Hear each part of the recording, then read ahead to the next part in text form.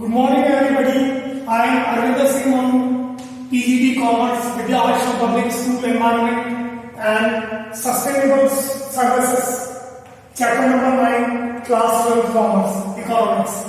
Now, what is the definition of environment? Environment means a total planetary inheritance.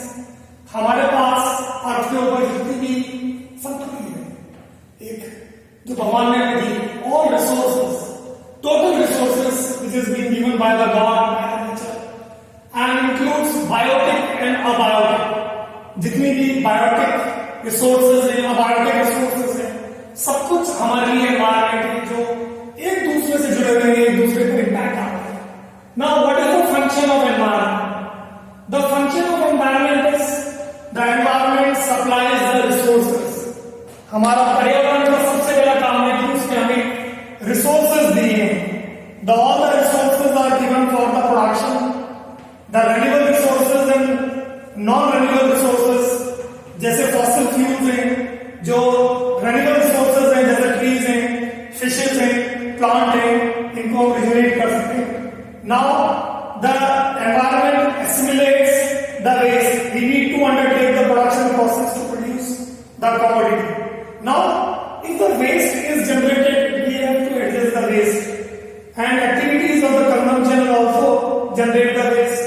Consumption के कारण भी waste generate होता है और production के कारण भी waste generate होता है. तो हमें इसका मैनेजमेंट करना है. अगर हमें ये जो गार्बेज है, इस गार्बेज को सही जगह व्यवस्थित करना है ताकि आने वाली पीढ़ियों को नुकसान ना हो. And the environment sustains the life.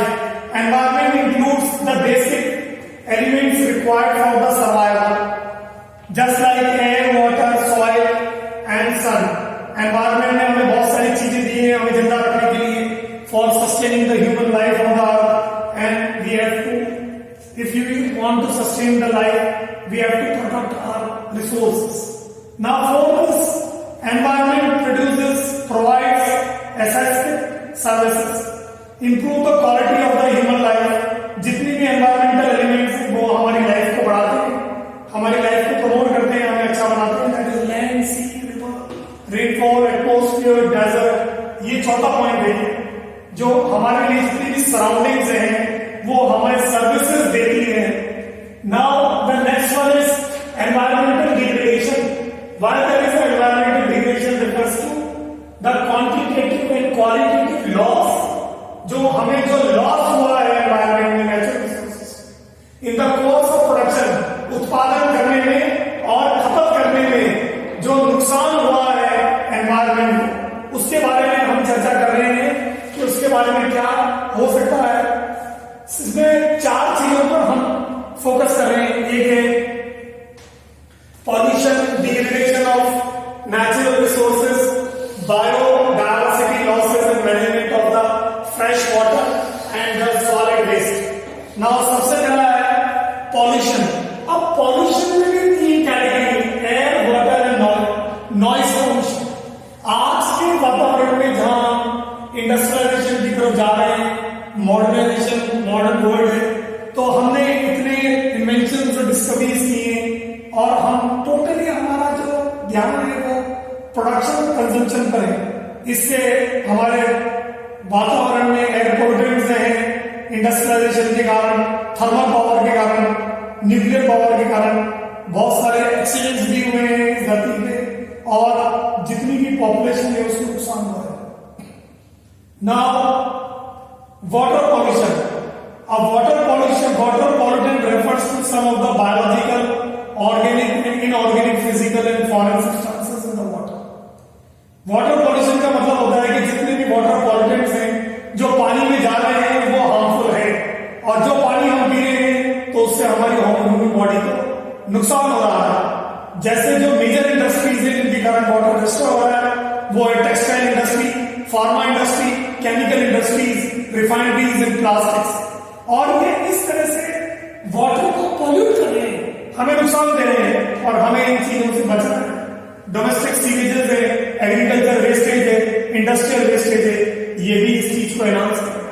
Now noise pollution, जैसे लाउड स्पीकर्स हैं, व्हीकल्स से आने वाली आवाज है, एनिमल्स हैं, मशीन है, उनसे जो आवाज आती है वो हमें इरिटेट करती है, हमें अनप्लीजेंट बनाती है।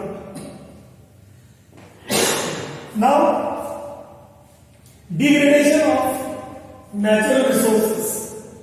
Now degradation of natural resources, इसमें दो चीजें हैं कि why the natural resources are degraded, because of production, because of development, economic development. इसमें दो चीजें हैं, डिफॉरेस्टेशन और लैंड डिग्रेडेशन।